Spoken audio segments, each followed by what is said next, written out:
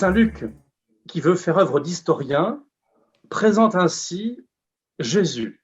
L'an 15 du gouvernement de Tibère César, Ponce Pilate étant gouverneur de la Judée, Hérode, tétrarque de Galilée, Philippe son frère, tétrarque du pays d'Ithurée et de Trachonitide, et Lysanias, tétrarque d'Abilène, sous le sacerdoce d'Anne et Caïphe.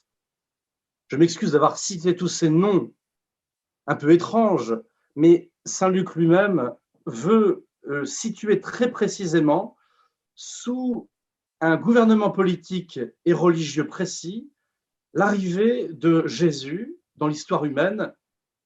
Et on peut dire que toutes ces données qui ont été mentionnées par Saint Luc ont été vérifiées par les recherches historiques contemporaines.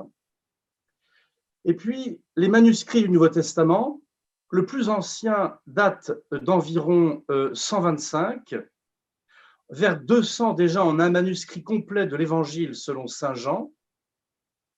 Et donc, on a un temps très court, finalement, par rapport à toutes les œuvres anciennes qui nous ont été léguées par l'histoire, entre la date de la rédaction du document et les premiers manuscrits qui nous l'attestent, environ 50-60 ans pour les plus anciens manuscrits et à peine un siècle pour une œuvre complète.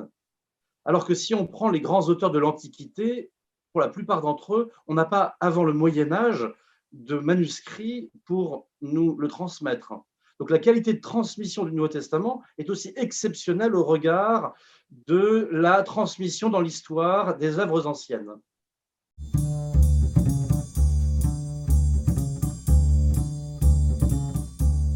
Ce n'étaient pas les habitudes de l'historiographie à l'époque, c'est plus le personnage moral qu'on recherche à présenter dans la biographie ancienne. Il y a un seul moment où 3 témoins nous décrivent le visage de Jésus, c'est dans la transfiguration. Son visage devint resplendissant comme le soleil. C'est tout ce que l'on sait. On peut penser que, indépendamment de la transfiguration, cette impression de lumière produite par le visage de Jésus de Nazareth était particulièrement frappante. Ce que mentionnent les évangiles, c'est son regard. Une expression récurrente dans les évangiles, c'est la suivante, fixant sur eux son regard. Et donc le visage de Jésus pénètre de l'intérieur celui qu'il regarde, fixe la personne, laisse une impression profonde. Le voyant de l'Apocalypse, alors c'est une vision céleste, mais certainement Jésus sur cette terre donnait déjà cette impression, ses yeux étaient comme une flamme ardente.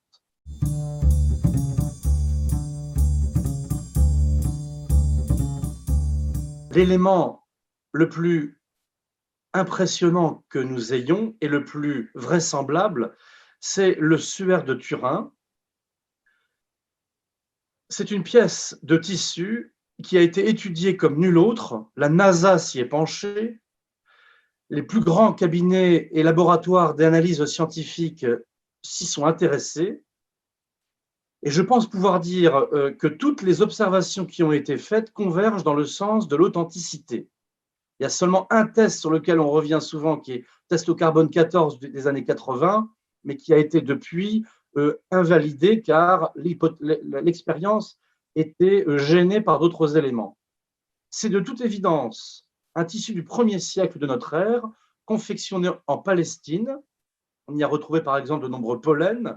C'est un homme de 30-35 ans, mort crucifié, avec une blessure au côté droit jusqu'au cœur et un écoulement, flagellé, couronné d'épines. Il y a 2 traces sur le suaire de Turin, 2 types de traces, le sang par contact direct et l'empreinte du corps. Et ce qui est incroyable dans cette empreinte du corps, c'est que personne n'a réussi à en définir précisément la nature.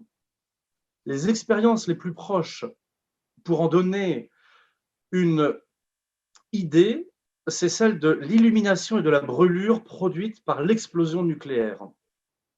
Et donc cette empreinte mystérieuse sur le suaire, personne ne sait la définir précisément aujourd'hui.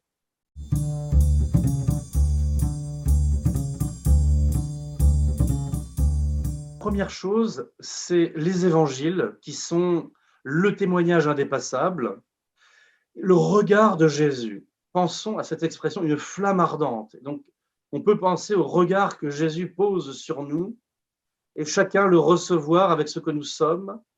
Et donc, plonger à partir de ses yeux et de son regard jusqu'à son âme, comme nous sommes habitués à faire avec ceux que nous regardons autour de nous.